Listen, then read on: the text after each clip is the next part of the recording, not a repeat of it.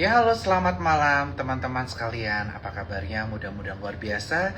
Dan kembali lagi bersama saya Beradus Wijaya, CEO dari Suko Sekuritas, di mana pada malam hari ini kita ada T-Talks atau Trader Talks, di mana kita akan bahas kaitannya mengenai update market terkini bersama dengan para KOL ataupun edukator saham di tanah air, yang mana tentu saja di kondisi market seperti ini berbagai insight dari banyak orang sangat dibutuhkan supaya kita lebih wise lagi dalam melaksanakan aktivitas trading kita sekalian.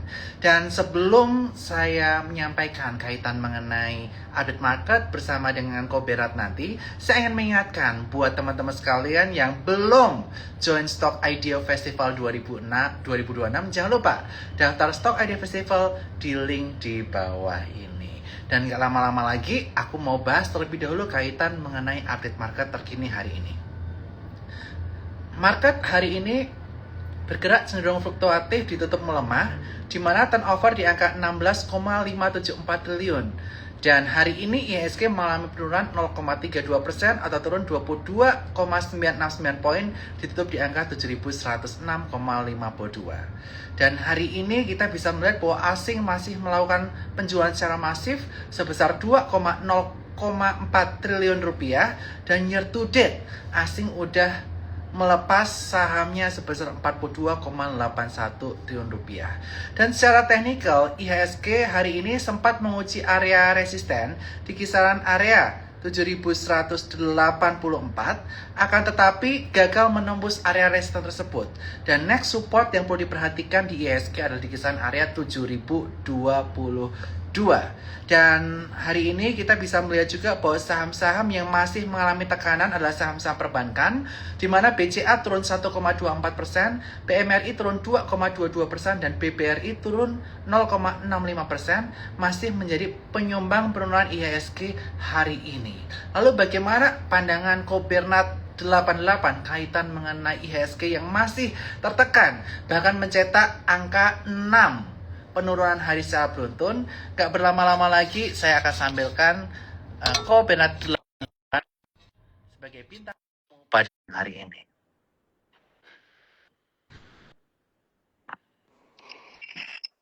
Halo Kobernat, apa kabarnya? Kabar baik, selamat malam. Ya, Kobernat, tentu saja seperti kita ketahui ya, para investor, trader di tanah air saat ini sedang gundah gulana karena 6 hari IHSG berada di zona merah, bahkan saat ini menyentuh di kisaran 7.106,52. Kira-kira pandangan Kobernat seperti apa? Silakan. Ya, jadi kan tadi memang sempat menguat di awal ya. Jadi menguat di awal itu di-trigger juga ada technical rebound dikit dari BCA-nya, belum lanjut turun. Jadi spekulan banyak masuk juga, merasa 6.000 nggak mungkin jebol.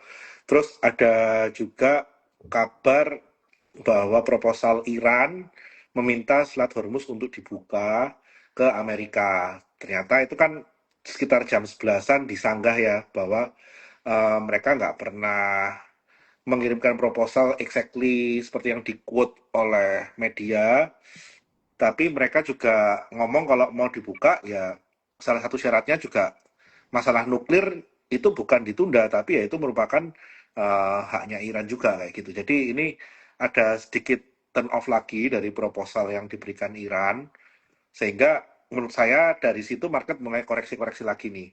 Terus tadi juga ada sempat wait and see ya masalah reshuffle. Ternyata reshuffle kabinet lagi-lagi masih gitu-gitu aja. Ya. Belum ada aroma baru, belum ada semangat baru, masih seputaran ya maaf kata bagi-bagi, nggak selesai-selesai bagi-baginya. Jadi mungkin itu juga yang membuat beberapa pelaku pasar cukup kecewa ya. Nah, di satu sisi kita juga melihat sepertinya tekanan jual juga udah mulai terbatas. Kalau kita lihat di perbankan mungkin yang masih masif itu ada di Bank Mandiri ya. Sedangkan di Bank BCA barusan sore ini keluar result. Sekali lagi resultnya just okay, nggak spesial.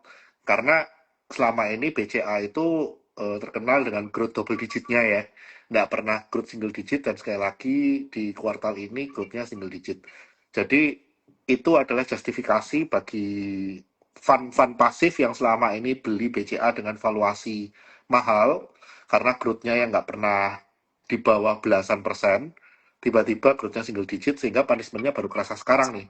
Ini sebetulnya fase yang udah dilalui oleh BRI, BNI, Mandiri di 2024-2025. Tapi pada waktu itu BCA masih growth-nya double digit. Nah, ini BCA udah growth single digit, ya harus re-rating lah. Nah, Hmm. kalau kita lihat secara teknikal, saya setuju level 7.000 itu sekaligus level psikologis yang sangat kuat ya Pak ya. Ya, Dan kita kalau melihat MACD juga, kalau mau market ini tidak membuat tower low, 7.000 itu wajib mantul.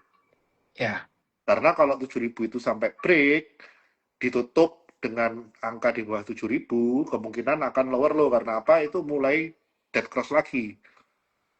Baru golden cross bentar, dead cross lagi, dan dead cross-nya tajam gitu kan. Jadi kalau mau dead cross-nya ini false, ya harusnya besok jarum oke ke 7.000, tapi diharapkan ada pantulan ya Pak ya, sehingga di bulan Mei, apa yang saya ekspektasikan market udah mulai bullish, bisa kejadian.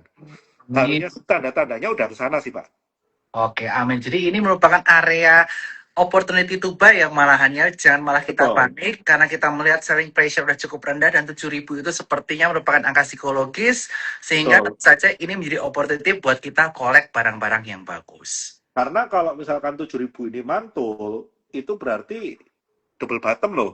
Iya, Double bottom neck-nya ada di 7.700. Kalau itu memang kali ini bisa break 7.700, kita bisa break 8.100, itu IHSG balik uptrend. setuju. Seperti itu. Jadi jangan dilihat ngerinya ya break 7.000 ngeri, tapi yang harus lihat apa? Oh berarti risknya kalau break 7.000 kita trimming atau kurangin porsi nih. Baru nanti kita reposisi lagi. Nah break 7.000 ini kan risknya udah nggak gede gitu kan. Iya, Jadi ya menurut saya sih risk rewardnya worth it ya. setuju banget. Seperti Nah, itu. kok Bernard, banyak investor ataupun trader yang masih mengkhawatirkan berbagai isu domestik. Kalau isu kaitan mengenai perang US dan Iran, mungkin orang-orang udah mulai nggak Nah, nggak inilah. nggak sejalan lah ya, karena kita bisa lihat Nikkei udah all time high, S&P 500 udah all time high. Jadi US Iran perang gimana pun asal nggak tembak-tembakan atau sampai memusnahkan satu dan yang lain, harusnya udah price in. Betul kok Bernard? Nah, tetapi yang ditakutkan adalah dampak antara perang US dan Iran, yang mana mengakibatkan harga oil ini sementara berada di kisaran 90 USD per barrel average-nya hingga 100, di mana ini bisa mengakibatkan APBN kita yang berat, sehingga rupiah sempat terkoreksi hingga 17.300. Bagaimana pandangan kau Berat mengenai hal ini? Oke, yang pertama yang mungkin mau saya bahas ini masalah kurs. Kurs memang kita harus sadari dulu sejak 16.900 17.000 ini dilepas oleh BI tanpa intervensi, itu sebetulnya udah ada shadow high untuk kita punya 7-day reverse repo rate ya. Hmm. Itu udah naik dan kita juga tahu kondisi yield obligasi kita sempat menyentuh di angka 6,8 ya. Nah, ini sebetulnya technically tanpa harus mengumumkan kenaikan suku bunga ini udah merupakan shadow high. Sehingga apa? Di sini BI udah tahu concernnya, ya udah ini dilepas dulu nih.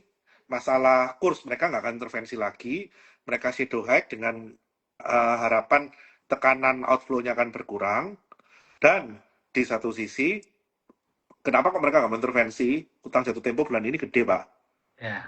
bulan dividenan gede untuk kebutuhan US dollar. Jadi mereka intervensi saat ini akan menggarami lautan. Jadi sabar aja, Mei kurs itu harusnya mulai melunak. Melunaknya sampai berapa? Ya nggak akan bisa sampai 16.000, 16.200 enggak. Tapi kalau 16.800 aja bisa. Kenapa kok saya confident? Sebetulnya 10 years Indonesia bond yield itu yang cornering kan sekarang BI ya. Hmm. Asing sisa 12%, 7%-nya udah antar bank sentral yang punya. Jadi insti dari retail asing itu sisa 5%. Insti dari retail asing sisa 5%, ini mau neken market seberapa jauh sih? Betul. Mungkin kalau ada klien insti Pak Bernard cari bond pun dalam kondisi kemarin 6,8, cari nominal cukup gede itu susah loh Pak. Ya, Barangnya nggak ada. Dari situ kelihatan bahwa ini yield-nya sengaja dinaikkan.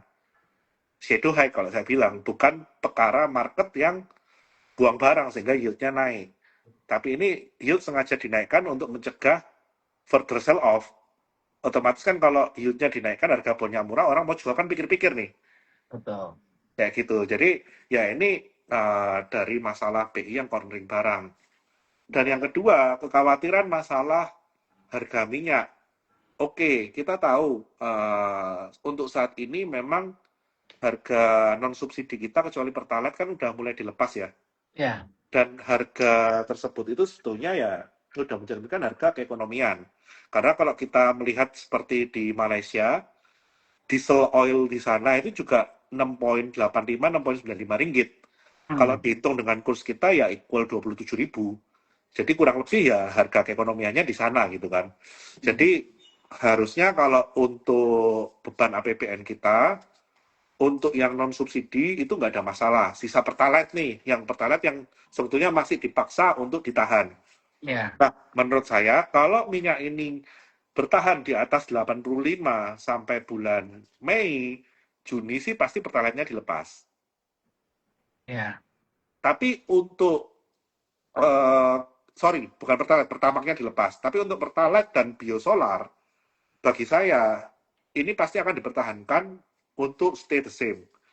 Nah, duitnya dari mana? APBN-nya boncos enggak? Selama ini kan kita tahu, Pak, fungsi state owned enterprise atau BUMN, salah satunya adalah ya jadi bumper dalam kondisi seperti ini. Bukan nggak mungkin ketika nanti pemerintah harus mempertahankan solar dan pertalite, pasti sebagian subsidi disuruh makan Pertamina dulu. Mungkin nanti rebesnya berapa bulan ke belakang. Pertamina pasti akan kalah cash flow tuh. Tapi saya yakin langkah itu akan lebih bijak dibandingkan dengan melepas solar dan pertalite ke harga pasar. Seperti Ya. itu. Karena gejolaknya itu nggak worth it. Kalau kalau pertamaknya dilepas, oke okay lah ya. Mm-mm. Pertama kan memang non subsidi. Sekarang ini dipaksakan untuk ditahan gitu kan. Betul. Tapi kalau kita ngomong pertalite dan biosolar, sepertinya mati-matian akan ditahan. Seperti itu sih. Oke, jadi kalau kaitan mengenai kurs, menurut pandangan Kobenat, ya memang sengaja dilepas karena Ya, kalau kita intervensi sekarang seperti yang mengalami lautan karena banyak dividen akan ditebar, jadi banyak orang investor asing yang tentu saja akan melakukan pembelian USD penjualan rupiah ya ketika menerima dividen betul, tersebut, betul, sehingga daripada mengalami lautan kita diemin dulu, intervensi sedikit-sedikit aja, nanti intervensi dalam baru setelah periode dividen itu berakhir kurang betul, lebih di betul. bulan Mei. Yang mudah-mudahan saya juga berdoa kok supaya liburan kita enak, kita ekonomi enak, mudah-mudahan bisa 16,8 lagi. Nah, Betul. kemudian kaitan yang kedua, kaitan mengenai bagaimana pengaruh harga minyak terhadap APBN, diharapkan mudah-mudahan betul ada intervensi dari BUMN ya, terutama Betul. Pertamina menggunakan budget mereka tidak menggunakan budget negara, sehingga tentu saja ini bisa mengurangi beban APBN kita. Sehingga Betul. kekhawatiran dari berbagai lembaga rating seperti Fitch maupun Moody's yang menurunkan outlook-nya dari stable ke negatif ini bisa masih menerima lah, nggak malah menurunkan ratingnya, karena itu akan ditakutkan oleh berbagai investor di Indonesia. Nah, kalau pandangan Kopenat nih, kenapa setelah menurunkan rating Indonesia, kita baru lihat menurunkan outlook dari stable ke negatif Indonesia. Fitch tiba-tiba menurunkan nih outlook untuk bank-bank juga. BCA, Mandiri, BNI, BRI dari outlook stable ke negatif. Which is itu mengakibatkan saham perbankan kita dari hari Kamis kemarin morat-marit. Oke, jadi kita itu nggak bisa lari ya. Kita sebagai negara berkembang, proksinya itu pasti jasa keuangan dulu. Mm-mm. Dan kalau kita ekonominya melambat, ya pasti jasa keuangannya kan kena, Pak. Betul. Apalagi kita tahu, Indonesia ini punya net interest margin terbesar satu dunia loh. Bukan Mm-mm. hanya satu Asia Tenggara atau satu Asia, termasuk yang terbesar satu dunia net interest marginnya.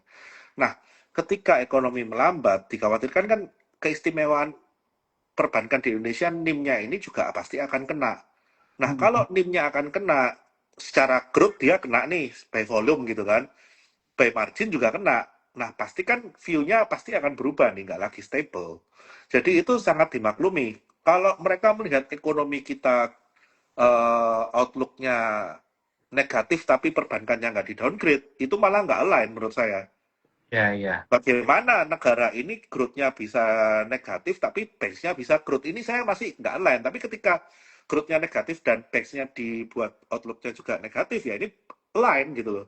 Tapi once mereka bisa melihat bahwa ekonomi Indonesia baik-baik saja, ternyata Indonesia bisa mengontrol APBN, ternyata growth-nya juga nggak dikorbankan gitu kan, ya pasti nanti outlook dari perbankan ini pasti akan direvisi seperti itu. Karena ya ini kalau kata orang Surabaya gandol geret, Pak. Nggak Ya, bisa ya. kita ngomong ekonomi Indonesia maju tanpa ngomong perbankannya maju dan sebaliknya. Jadi proxy growth Indonesia adalah perbankan Indonesia. Seperti itu. Nah, ini nyambung lagi nih, Koko menyebutkan kenapa outlook bank ini diturunkan karena proyeksi pertumbuhan ekonomi Indonesia atau growth Indonesia yang cenderung melandai. Nah, menurut pandangan Koko nih, ini kan akan berapa lama kondisi ekonomi Indonesia melambat seperti ini? Karena tentu saja ini secara nggak langsung berdampak juga kepada kepercayaan investor untuk masuk ke pasar modal kita. Karena kalau konsumsi turun, tentu saja dampak secara nggak langsung performance keuangan dari emiten-emiten juga cenderung melandai. Nah, kira-kira gimana tanggapan Kopra terhadap perekonomian Indonesia dan dampaknya terhadap capital market? Oke, pemerintah harus sadar dulu. Semua program unggulannya ini udah jalan sesuai fitrahnya atau belum? Mm-mm. MBG, saya nggak ngomong MBG jelek ya. Idenya bagus, pelaksanaannya amburadul. Karena kalau MBG yang sesungguhnya, itu yang diberdayakan adalah UMKM di sekitarnya. Ya. Bukan malah dikasih ke 1, 2, 3, 4 orang yang katakanlah itu bukan UMKM, mereka buka dapur, mereka nggak masak. Sebagian besar MBG itu nggak masak loh bro. Sebagian besar MBG itu cuma menata tray. Roti kulaan, makanan kulaan. Kerjanya mereka cuma menata tray dan menata nasi. Ya. Di mana ekonomi mau muter, sedangkan mereka ekonomi scale-nya misalkan nih kayak susu. Harapannya kan susu oke, kamu bisa beli sama UMKM sekitar. Mm-mm. Enggak loh, belinya sama produsen gede. Oke, kita ngomong susu. Susah lah kalau beli sama retailer nanti harganya disparitasnya jauh. Padahal bisa aja distributor susu yang MBG ngelempar ke retailer, retailernya ngelempar ke MBG, itu bisa aja. Oke, Betul. kita ngomong apa? Supplier ayam, supplier protein. Kalau mereka mau benar, ngambilnya itu dari pasar terdekat. Ini enggak, ngambilnya dari langsung ke peternak-peternak gedenya. Mm-mm. Belum lagi yang lain-lain kayak roti. Ngambilnya bukan sama UMKM, ngambilnya sama distributor roti gede. Ya.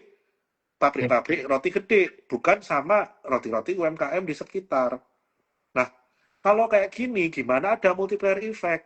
Duitnya muternya cuma di atas, nggak ada di bawah. Hmm, Gimana GDP kita bisa naik dari program-program unggulan ini? Dan perlu di breakdown lagi, MBG ini bagus, oke, budget makanannya seberapa gede? mm-mm. Ternyata budget makanannya ini tidak lebih dari 15-20% dari total budget MBG. Lah Ya. gimana kita buang duit segitu gede yang muter ke konsumsi, katakanlah benar penyalurannya pun, itu cuma 15-20%. 80%-nya jadi motor trail, jadi tray, jadi sendok garpu. Yang nikmatin siapa? Nggak Betul. ada sampai ke bawah. Ya, pengusaha atas yang supply-supply tray Benar, sampai ke garpu. benar, benar. Dan nanti akan dikemas dalam GDP kita naik. Benar, GDP kita naik. Tapi yang naik adalah dari government spending. Government spending hasil apa? Beli motor trail di MBG. Mm-mm. Jadi apakah GDP kita naik ini ada growth di bawah? Enggak, karena konsumsinya turun. Ya, ya, ya, ya, ya. Ini Nah, yang kita harus tahu. Kalau kita ingin tahu bahwa kapan ekonomi Indonesia bisa membaik, bisa regrowth, ya kita harus tahu kapan government bisa sadar bahwa selama ini yang salah itu bukan idenya, eksekusinya yang salah. yes. Jadi tentu saja kita berharap mudah-mudahan pemerintah bisa mengevaluasi program-programnya ya, sehingga tentu saja Betul, berdampak terhadap ekonomi masyarakat secara langsung itulah yang diprioritaskan daripada yang hanya berdampak kepada segelintir orang. betul. Dan tentu saja, Spiritnya bagus, yes, eksekusinya yang amburadul. Yes. Dan tentu saja pemerintah juga perlu banget ya kok ya untuk memperhatikan kesehatan fiskal kita karena beberapa lembaga rating dunia seperti Fitch, Moody's telah menurunkan outlook ke Indonesia akibat mereka masih kurang yakin dengan fiskal Indonesia. Nah, pandangan Koko terhadap fiskal Indonesia saat ini seperti apa, kok? Oke, jujur, kalau kita ngomong lembaga rating, kita 3% udah disemprit, itu agak nggak fair. Oke. Karena apa? Ya lihatlah negara-negara tetangga. Di mana kita mau growth, ya pasti fiskal jebol dong. Mhm. Ya kan? Tapi kalau kita mau growth fiskalnya digadang-gadang terus, ya itu namanya kita masuk fase stable. Iya. Kita nggak akan pernah lompat ke fase growth. Itu kan namanya ayam sama telur. Oke, saya mau growth. Berarti kalau mau growth harus fiskalnya dilonggarin nih. Mhm. Kamu nggak boleh ngelonggarin fiskal ya gimana mau growth gitu kan. Setuju, setuju. Nah kan batasan untuk spendingnya segitu-segitu aja. Berarti kan kita harus pinter-pinter ngatur spending nih. Supaya growth-nya bisa optimal. Nah, itu satu kalau memang bisa. Ya sebetulnya kalau diomong bisa nggak sih dengan batasan 3% growth-nya bener? Bisa. Kalau dalam kondisi yang ideal. Nah kan kita juga melihat negara tetangga. Malaysia dengan growth sekian, mata uang menguat sekian, itu defisit fiskalnya berapa sih? Iya. Kita realistis aja. Oke, kita ngomong Malaysia, kita ngomong Vietnam deh. Dia ngejar growth sekian itu defisit fiskalnya berapa? Mhm. Kok bisa Vietnam malah di-upgrade, nggak di-downgrade? Iya, iya, iya. Sama MSCI malah dimasukin ke ini kan, IM kan, dari Frontier Market. Betul. Nggak ada tuh lembaga rating yang outlook-nya ke Vietnam jadi negatif. Even Filipina pun outlook-nya stable. Iya, iya, iya. Jadi ini a bit unfair, menurut saya a bit unfair masalah rating ini. Tapi satu sisi itu juga jadi satu reminder. Eh, lu itu kalau spending yang benar, gitu kan. Iya. Mungkin kalau saya lihat, ini bukan masalah 3%-nya, Pak, yang dimasalahin. Tapi masalahnya, kamu jebolin 3%, ini dengan spending yang produktif atau konsumtif. Ah, benar. Kuncinya di sana. Jadi tidak semata-mata 3%. Ketika Purbaya menemui lembaga rating dan bisa menjelaskan bahwa 3% ini jebol dengan sesuatu yang produktif, saya rasa mereka bisa menilai. Menilainya dari mana? Oke, lu jebolin 3%, growth lu berapa? Ya, betul. Vietnam jebol 4% tapi growth-nya 8%. Mhm, mhm. Nah, kalau lu jebol 3%, growth-mu masih 5%, ya pantas lah kita diturunin gitu. Betul, betul. Kayak gitu sih. Hmm, oke, oke, oke, oke. Dan mudah-mudahan pemerintah bisa segera mengevaluasi ya apa yang menjadi kekhawatiran investor asing, lembaga rating, Betul. dengan berbagai alasan apapun. Tapi kalau kita memang cara manage keuangannya masih kurang baik, yaitu kita bisa menjadi bahan evaluasi supaya pertumbuhan ekonomi kita bagus dan tentu saja ini akan menopang pasar modal Indonesia, kok ya. Karena gimana pun pasar modal itu kan sebetulnya leading indicator. Mm-mm. Semua kekhawatiran itu pasti akan tercermin di pasar modalnya dulu, rontok dulu, Ya, baru semua keluar gitu kan. Nah, demikian juga nanti kalau ada tanda-tanda perbaikan, pasti pasar modalnya dulu akan ngerespon, baru nanti ada perbaikan. Kelihatan gitu kan. Nah, dalam hal ini yang perlu digarisbawahi apa? Semua yang jelek ini udah keluar, marketnya udah turun, yang jelek udah keluar. setuju. Posisi sekarang, risknya juga terbatas. Bukan berarti nggak ada risk, pasar modal selalu ada risk. Risk terbatas. Kita sisa maintain risk kita.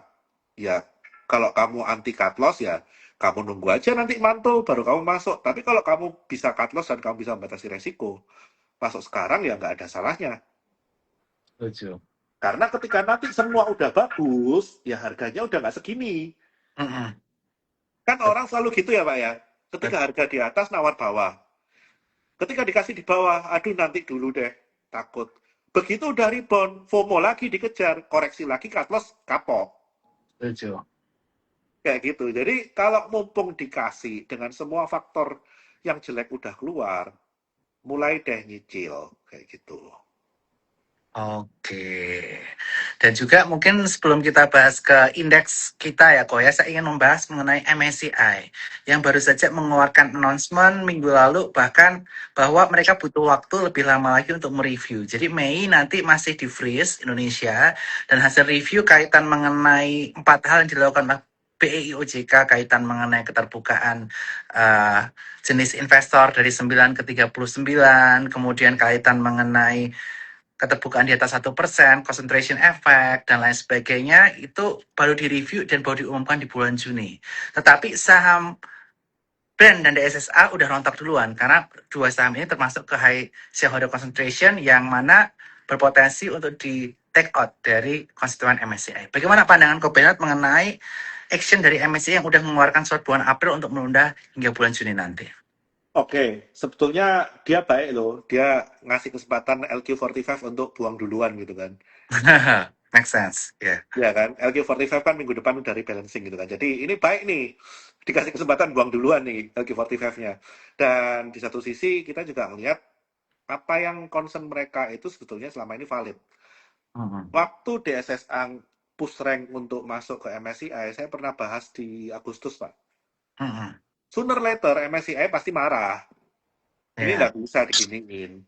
Udah brandnya kayak gitu, kena DSSA kayak gini. Yang DSSA lebih parah pula likuiditasnya daripada brand. iya, Likuiditas seperti itu benar-benar artificial dengan inflow waktu itu sampai 3T. iya. Sempat lebih direvisi jadi 3T kan. Ini kan nggak make sense. Kasarannya Mhm. gini loh, jangan keterlaluan lah. Iya, Selama ini mereka tutup mata karena kita punya valuasi, apa kita punya porsi kan juga kecil ya. Ya iya. tapi ya jangan kayak gitu. Yang kecil juga bisa jadi dinolkan gitu kan kalau kita keterlaluan gitu kan. Oh, Jadi kalau menurut saya ya udahlah faktor ini udah dikeluarin, DSSA udah koreksi, brand udah koreksi. Menurut saya sih ini udah pricing in ya Pak ya. Udah mulai pricing in. belum benar-benar pricing in tapi mulai pricing in. Oke, mulai pricing in. Brand tadi nutup gap di 46 juga tadi sempat rebound walaupun kembali melemah ya. Tapi tekanan jual di brand udah melemah. Mhm. DSSA ya menurut saya sih DSSA ini marking down sendiri gitu kan. Yang punya barang seberapa banyak sih untuk nurunin dia segitu. Ya Iya, dia memang niatnya drag down semua pasif index untuk cuci di bawah aja. Memang niatnya menurut saya pandangan saya kurang terpuji ya. Karena barang segitu kering yang bisa nurunin sampai segini siapa sih yang punya? iya Ya betul. kita nggak tahu lah gitu kan. Yang jelas koreksinya cukup tajam sampai sejauh mana ya mungkin sampai hari H rebalancing itu baru selesai. Jadi mungkin target saya DSSA sampai di harga 1000 Mhm. atau 800. Kurang lebih baru dia selesai penurunannya. Nah, terlepas dari itu semua, jangan dikhawatirkan. Pengaruh mereka ke indeks kemungkinan besar akan dibalance dengan kenaikan saham-saham yang lain. Ya, Sebetulnya ini sempat kita lihat di hari Senin Selasa minggu lalu ya Pak ya. ya, Waktu pertama kali MSCI kasih pengumuman di hari Senin, benar market kita merah, tapi secara fakta saham-saham itu naik. ya. Merahnya cuma karena keseret brand sama DSSA. Selasa pun demikian, baru Rabu yang kita beneran merah gitu kan. Lama-lama sumbangsi mereka ke indeks juga nggak gede dengan mereka turun harga. Jadi lama-lama juga mereka nggak akan bisa track down sedalam itu lagi. Lucu. Jadi ini sementara, jangan khawatir dan mulai pricing in lah. Amin. Udah mulai pricing in. Karena udah mulai pricing in ya, kok jangan lupa nanti bulan Mei mudah-mudahan market better untuk join Stock IDEO Festival di link yang saya kasih di merah-merah ini atau di link bio Pirat Puja 17 atau di Suka Sekuritas karena kita akan menghadirkan 17 pembicara dan Kobenat nanti akan membahas mengenai how to find alpha stocks di kondisi market uncertain seperti ini. Setelah bad news keluar, apa sih sektor yang bisa menjadi perhatian nanti akan dibahas bareng Koberna 88 di event tersebut. Dan ingin melanjutkan pernyataan dari Kobernat nih. Jadi semua berita buruk udah keluar nih kaitan mengenai penurunan rating. Terakhir kemarin Fitch yang nurunin rating 4 bank. Kemudian MSCI mengeluarkan pengumuman dan menyatakan yang HSC akan dikeluarkan dari indeks MSCI. Indeks LQ45, IDX 80 dan segala macam juga udah mengeluarkan statement akan mengeluarkan HSC dari konstituen indeks tersebut. Dan kemudian berita buruknya juga kaitan mengenai perang US Iran, udah gencatan senjata, sekarang udah mereka ngapain aja udah nggak gitu dampak ke market. Nah, Betul. kira-kira menurut pandangan Kopenat, di saat harga saham-saham mulai pricing in, apakah kita udah mulai entry dan bagaimana strategi untuk entry-nya? Silahkan Pak Bernard. Saya tetap percaya, seperti kata Pak Bernard tadi, oil ini kan after effect-nya panjang. Oke. Perang berakhir pun nggak serta-merta oil ini balik 60, nggak bisa. Betul. Karena ada facility yang butuh perbaikan dan itu lama. Sehingga new equilibrium dari oil sendiri ini kan bayangan saya juga untuk di bawah 80 itu bonus. Kemungkinan ya bonusnya pun maksimal 75. Tapi yang visible itu mungkin saat ini 80 sampai 85 gitu kan. Hmm. Nah, dalam kondisi oil 80 sampai 85, ya pasti semua sumber energi pengganti oil ini kan pasti akan naik. Hmm. Kol-kolan lah, gas lah, itu semua pasti akan naik. Dan jangan lupa, dengan ada Selat Hormuz ditutup sekian lama, ini pasti ada supply shock, selain dari oil juga ada supply shock dari amonia. Iya. Nah, supply shocknya ini juga kan nggak gampang untuk dibalikin nih. Jadi menurut saya sih emiten-emiten komoditis ini nggak ada matinya ya Pak ya. Jadi kalau saya sih yang saya cicil ya pasti emiten-emiten komoditis. Di satu sisi kita juga tahu emiten komoditis di kita juga selama ini resilient loh. Mau yang apa? Copper base. Kita lihat yang copper base juga semua cukup kuat. MDKA kayak kita mau ngomong nickel base, DKFT, Inco kuat kok. Iya Setuju. kan? Kita mau ngomong yang jualan energi apa? Pegas, Pegas kuat. Yang terkait amonia, esanya rally, ya kan? Jadi dalam setiap krisis itu kita jangan lihat jeleknya terus. Padahal peluangnya itu gede. Yang penting kita ini mau open minded, lihat opportunity yang ada ini apa. Jangan kalau udah nyangkut di satu barang, nggak bisa gerak, maksain barang itu untuk gerak sesuai kemauan kita. Nggak Mm-mm. bisa. Kita itu yang harus ikutin market, bukan market ngikutin kemauan kita. Iya. Jadi kayak contoh nih, maaf kata buat yang dari tadi nanya perbankan. Hmm. Nggak bisa, mau kau paksa, waduh perbankan kapan balik ke all time high, average-ku BCA ada di 11.000, average-ku BRI di 6.000. Cycle-nya belum ke sana. Mm-mm. Kalau kalian nggak berani cut dan pindah, ya udah tunggu sampai cycle ekonomi kita membaik, bisnisnya membaik, otomatis banknya akan regrowth dan akan membaik. Selama nggak kejadian ini ya gimana sahamnya bisa naik? Setuju. Nggak ujuk-ujuk sahamnya naik sendirian, padahal fundamentalnya ketinggal. Itu malah tanda tanya, ini kan digoreng siapa gitu kan. Nah, Setuju. berarti kan keputusan itu ada di tangan kita. Dalam kondisi seperti ini, kita bisa nggak take opportunity, kita bisa nggak lihat opportunity. Atau kita cuma grundel dan pasrah. Kayak gitu. Nanti ketika rebound, yang lain portonya udah all time high, portonya kita masih di situ-situ aja. Setuju. Terus yang disalahin apa? Saham itu scam. Ya enggak gitu caranya gitu kan. Kita harus tahu cycle-nya. Jadi Hmm. kalau memang sekarang cycle-nya ini komoditis, menurut saya ini juga cycle komoditis ini bakal lama, Pak. Karena Hmm. apa? Ya kita tahu. Sekarang ini saya selalu ngomong, kebutuhan AI itu kita nggak punya AI-nya, tapi kita punya semua komoditis terkait AI. Ya. Kita punya copper, kita punya tins, kita punya aluminium. Itu kita semua punya, kita punya nikel, itu semua kita punya. Nah, dengan yang semua kita punya itu, kalau kita nggak bisa ngikutin cycle-nya kan sayang. Apalagi sekarang komoditis terkait data center, terkait AI, ini rebutan sama militer. Spending militer untuk ke komoditis terkait ini di Eropa itu udah all time high. Mm-mm. Jadi udah scarce, kalau kita ngomong copper, copper ini udah scarce, untuk data center udah nggak cukup kebutuhannya, ditambah lagi rebutan sama militer. Demikian juga sama aluminium. Mm-mm.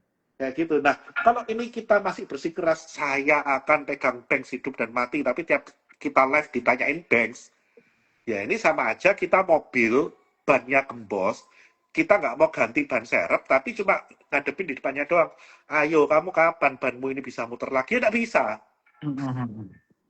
Kayak gitu. Oke, jadi intinya ini menjadi good opportunity kita untuk masuk ke market, tetapi di right sektor ya, di sektor yang tepat. Karena di Betul, kondisi new normal ini, di mana menurut pandangan Kopenat harga oil average potentially harganya di kisaran 80, komunitas-komunitas juga akan mengikuti kaitan mengenai betul. energi, seperti batu bara, kemudian kaitan mengenai ada nikel, timah, dan lain sebagainya. Itu menjadi sektor-sektor yang bisa kita perhatikan di bulan April 2026 ini karena banyak dari sektor tersebut yang sudah terkoreksi malah ini menjadi opportunity untuk entry. Nah, kemudian Kobenat saya juga menyoroti yang Kobenat sampaikan adalah kaitan mengenai perbankan yang terus mencetak penurunan terus. Dan ini bisa disebutkan juga bahwa IHSG waktu naik dari angka 69 ke 76 waktu itu bukan bank yang dorong loh. Betul nggak kok? Betul, Yang betul. dorong rata-rata adalah Kumulasi. konglomerasi, komoditas. Nah, aku mau tanya lagi. Saham-saham konglomerasi di tahun 2026 ini masih bisa menjadi penyokong IHSG nggak? Seperti di penghujung tahun 2025. Oke, kalau kita ngomong penghujung tahun 2025, semua yang bau punglo itu naik. Mm-mm. Tapi sejak kita lihatlah kemarin indeks rebound dari 69 ke 77 ya, Mm-mm. tidak semua saham punglo naik. Betul. Nah, kuncinya apa? Merger dan akuisisi. Oke. Kalau saham punglo itu masih banyak merger dan akuisisi, itu masih bisa jadi justifikasi valuasi yang premium karena ini adalah growth yang istilahnya apa ya eksponensial kan kalau kita ngomong Mm-mm. M&A ini. Tapi kalau selama tidak ada M&A, growth-nya dia cuma dari bisnis yang linier, ya menurut saya sih Konglo yang model seperti itu nggak akan bisa naik. Jadi Oke. jangan terjebak narasi, oh kemarin reboundnya dari Konglo, pokoknya asal Konglo disebar. Enggak semua Konglo bakal naik. Oke. Seperti itu. Oke, jadi selain komoditas, kita bisa perhatian konglo, tapi konglo yang ada corporate action atau yang ada M&A ya kok ya. Betul, Sehingga betul, nanti pertumbuhan revenue-nya tidak hanya linear, tapi bisa eksponensial akibat dari betul, corporate action tersebut. betul. Nah, ini bedanya ya kok ya dibanding penghujung tahun 2025 dan ketika crash 2026 ini. Di penghujung 2025, semua konglo naik. Karena mengapa? Karena story yang digadang-gadang adalah kaitan mengenai MSCI. Tetapi Betul. ketika MSCI mau announcement, kemudian rontok semua. Hanya konglo-konglo pilihan lah yang bisa bangkit. Terutama yang kaitan mengenai komoditas. Kemudian ada story corporate action. Itu yang bisa menunjang pertumbuhan revenue dan net profit mereka ke depannya. Betul, Pak. Oke. Nah, kemudian kok, kan kita lihat bahwa semua bad news di belakang ini udah keluar. Kira-kira menurut pandangan Kopenat yang menjadi faktor pemberat IHSG buat minggu-minggu ke depan adalah apa? Jujur ya, harusnya minggu kemarin itu pun nggak ada koreksi lebay sampai kita minus 3,3% itu harusnya not supposed to happen. Tapi tiba-tiba ada akrobat pagi-pagi pengumuman bahwa Himbara dan perbankan wajib membiayai koperasi desa dan MBG. Ini kan boom, mind blowing gitu kan. Betul. Ini akrobat dari mana lagi gitu kan. Terus tiba-tiba market close diomong, oh tidak wajib kok. Tapi di situ kita tahu bahwa pemerintah ini testing water. Oh ternyata kebijakan ini direspon sangat negatif oleh market. Bahkan Mm-mm. asing langsung red, kurs kita spike ke 17,3 gitu kan. Betul. Jadi menurut saya faktor pemberatnya itu akrobat-akrobat politik yang menurut saya nggak perlu. Oke. Kita udah cukup berita jelek. Dan berita jelek ini yang di dalam nalar investor dan trader itu harusnya udah keluar semua. Tapi Betul. kalau masih ada akrobat yang keluar, yang di luar nalar, mau analis sehebat apapun, Pak, itu kemarin Jumat pagi, saya rasa semua garuk-garuk kepala. Betul. Kok bisa ini loh? Orang udah diem-diem enak nyetir, tiba-tiba setirnya diputer lagi 360 derajat gitu kan. Iya, iya, iya. Make sense kok. Ini yang harus dikurangi. Udah deh, bagi saya, kalau nggak bisa kerja, diem. Mendingan Mm-mm. lu makan gaji buta deh. Daripada udah nggak bisa kerja, sok bisa kerja, cerewet, bikin kebijakan yang ngadi-ngadi. Ya, agree. Kayak gitu.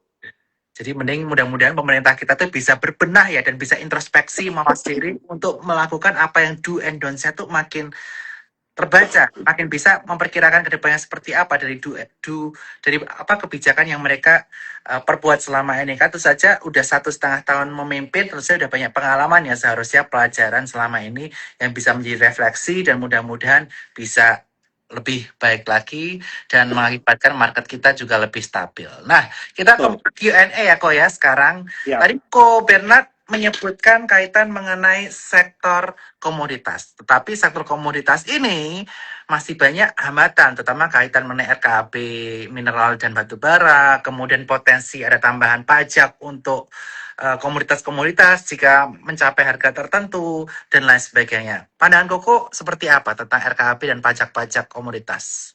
untuk pajak yang istilahnya kita ngomong progresif sesuai harga, fair enough lah ya. Mm-mm. Kan kita nggak bisa ngomong, oh ada windfall profit nih, harganya tiba-tiba naik kenceng, terus tiba-tiba retribusinya juga gitu-gitu doang ke negara kan juga nggak fair ya. Ya, Ya dalam hal ini kan anggapannya negara ini kan partner yang punya wilayah, ya bagi hasilnya kan harusnya pro rata mengikuti kenaikan harga. Itu yes. saya nggak ada protes. It's all good, itu fair. Oke, mantap. RKAB menurut saya mungkin tengah Mei ini akan diketok. Karena apa? Beberapa tambang ini udah RKAB yang dikat sementara ini udah full nih. Udah harus shut off tambangnya gitu kan.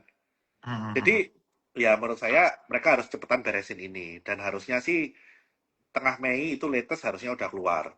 Dan yang Mm. berpotensi untuk mendapat pelonggaran RKAB itu pasti nikel Ya, sama batu bara. Dua ini sangat berpotensi. Karena apa? Kita harus tahu dulu spiritnya cut RKAB nikel itu kan mau ngerek harga nikel ya. betul. Sekarang nggak usah dikerek, demandnya udah kena untuk militer juga demandnya naik kok. Jadi waktunya supply dibuka dikit deh, gitu kan. Kalau batu bara ya otomatis lah. Dulu dicekek supaya harganya bisa 110, 120 supaya retribusi naik.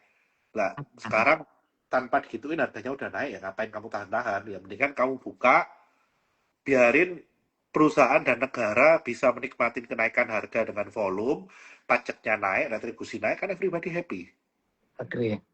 Kayak gitu. Jadi harusnya nggak ada alasan untuk RKAB ini dikotakin terus. Karena spiritnya awal dikotakin ya untuk jaga harga.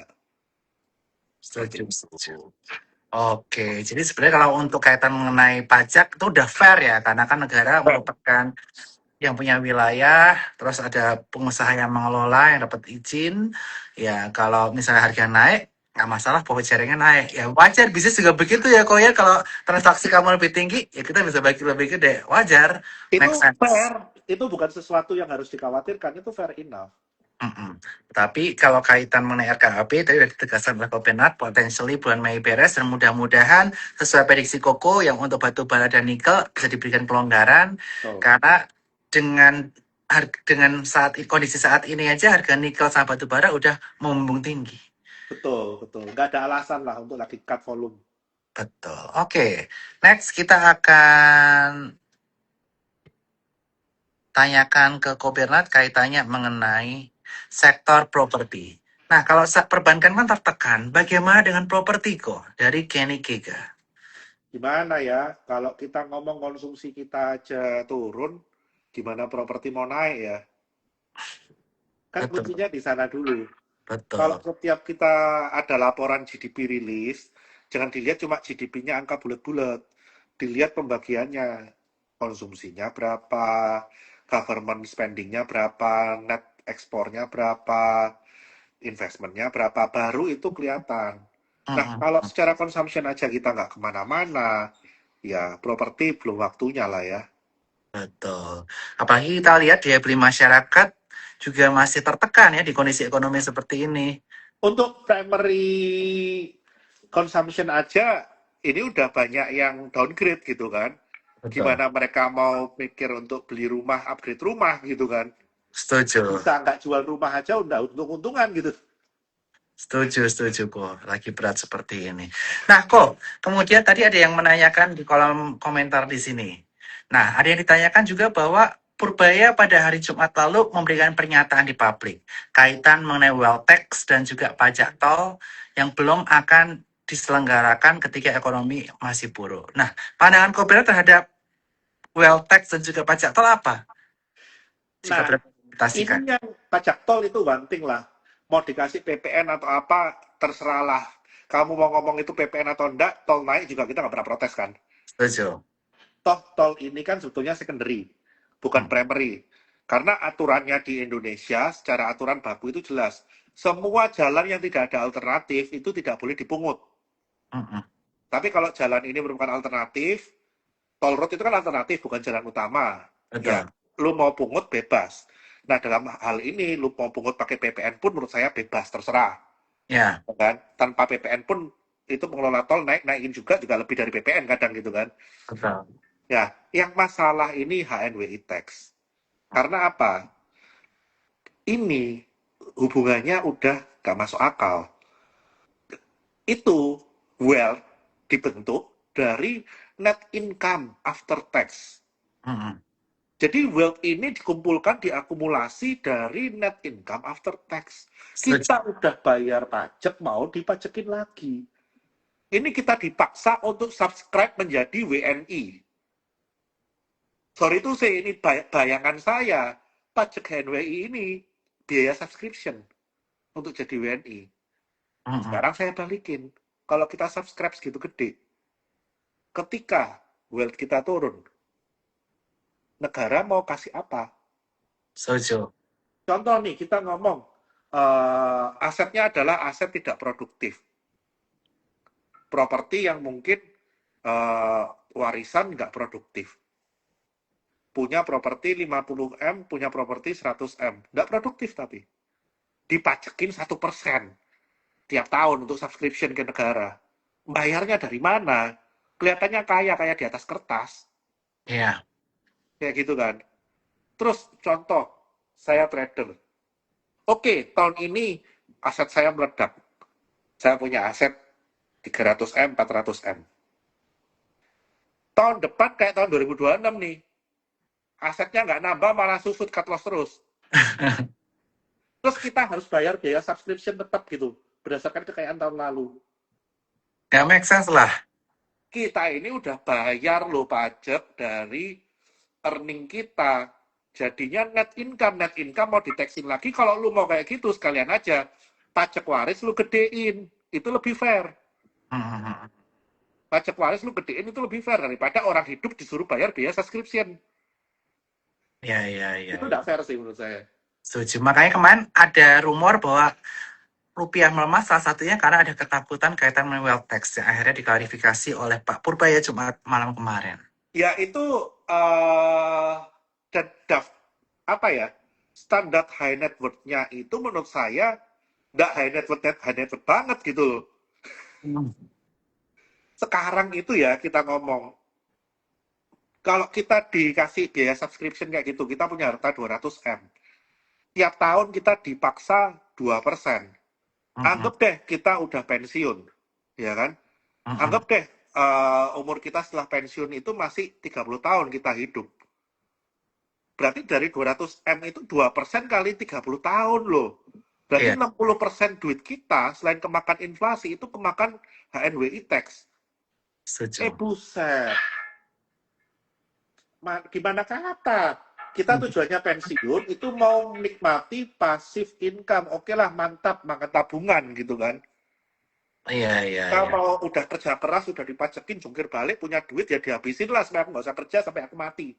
Ternyata belum mati, uangku udah habis karena bayar HNWI tax. Kalian yang mengusulkan hal ini, sialan kalian itu ya. Iya, iya, iya, iya. Oke kok. Jadi kita bisa lihat nih konsensus IHSG hingga penghujung tahun 2026. Mengingat banyak faktor negatif yang menjadi penghambat IHSG untuk melaju dalam beberapa bulan terakhir, tetapi dari research analis banyak yang menargetkan IHSG bisa ke area 9.000, 10.000 hingga 12.000 di penghujung tahun 2029. Sorry, 2026.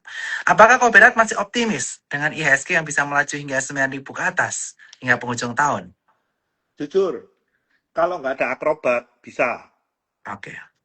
Yang penting prinsipnya gini deh, saya tuh selalu punya prinsip, Kalau lu nggak pinter, lu nggak berhak untuk bacot. Kalau Hmm, lu nggak pinter, lu nggak berhak untuk kerja. Kasih regulasi yang aneh-aneh itu janganlah. Kalau setuju. lu pinter, lu kerja deh. Gitu kan. Jadi kalau lu nggak pinter, jangan sok kepinteran. Bikin yang ini itu yang akhirnya bikin marketnya anomali. Gitu kan. Jadi please, kita udah bisa menerima public official yang nggak bisa apa-apa. Hmm, Tapi diem aja deh. Kayak gitu. ya, ya, ya, setuju. Jadi, Kuncinya itu, asal kuncinya ya. mereka yang nggak bisa kerja itu diem, dikerangkeng kayak mau dikasih apa terserah lah, lu suruh happy happy aja deh, tapi Hmm, nggak usah kerja. oke. Itu market lebih naik sih daripada mereka kerja. Jadi intinya market berpotensi ke 9.000 sampai 12.000 jika tidak ada kebijakan-kebijakan mendadak yang tidak disukai oleh investor. Intinya seperti itu ya, kok ya. Betul, betul. Jadi kita harus tahu lah, kita ini itu dibuild dari public perception dan public trust. Hmm, Jangan merusak trust itu dengan sifat-sifat company. hmm, Sifat company itu apa? Macekin nggak pakai otak, itu sifat company. hmm, Terus diam-diam aset mau dinasionalisasi, itu sifat company itu. hmm. Nah, semua yang punya sifat-sifat company itu pulang aja itu. Ini yang menurut saya yang harus diperhatikan nih. Yes, intinya Indonesia itu harus jadi negara yang aman dan nyaman buat para investor, baik lokal maupun asing. Betul, Sehingga betul, ketika mereka udah punya bisnis di sini, udah ada FDI ke sini, ada kepastian hukum nih. Kepastian hukum betul, mengenai pajak, mengenai regulasi, mengenai izin yang nggak bisa semena-mena diubah-ubah. Intinya betul. seperti itu. Trust itu penting. Setuju. Integritas dan trust itu kunci utama ya. Kita nggak usah ngomong dalam skop negara lah. Kita sendiri sebagai pribadi, kalau orang mau katakanlah percaya kita, yang dilihat kan track record. Nah, kalau kita track recordnya udah mencela-mencele, udah apa ya, esok dele sore tempe ya, gimana orang mau percaya gitu kan. Setuju kok, Bena. Kayak gitu. Mantap. Dan mudah-mudahan sektor andalan Kobenat seperti tadi komoditas dan juga konglo yang punya corporate action ini bisa menjadi memacu IHSG untuk melaju di tahun 2026. Nah, Setuju. sebelum closing statement dari Kobenat, aku pengen sekali lagi ngingetin teman-teman, jangan lupa yang belum daftar Stock Idea Festival, kita ada 10 jam training dari jam 8 pagi sampai jam setengah 7 malam. Kobenat 88 sebagai salah satu pembicaranya akan bahas mengenai how to find alpha stock di kala turbulent market seperti ini. Jangan lupa daftar di link bio Suko Sekuritas atau link bio saya atau di warna merah bawah ini. Nah, pertanyaan terakhir buat Berat. Closing statement buat para investor yang masih takut-takut untuk beli nih. Padahal sekarang udah di area psikologi support yang sangat murah di area dekat area 7.000. Apa Oke. pandangan Kopenat ketika kondisi market seperti ini? What should we do? Kalau kita takut, kita itu nggak akan dapat apa-apa.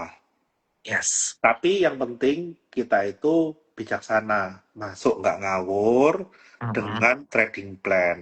Itu yang penting. Bukan berarti masuk sekarang nggak ada resiko. Yang namanya pasar modal itu kita selalu bermain dengan angka resiko. Kalau semuanya udah pasti, nggak ada lagi upside, Pak.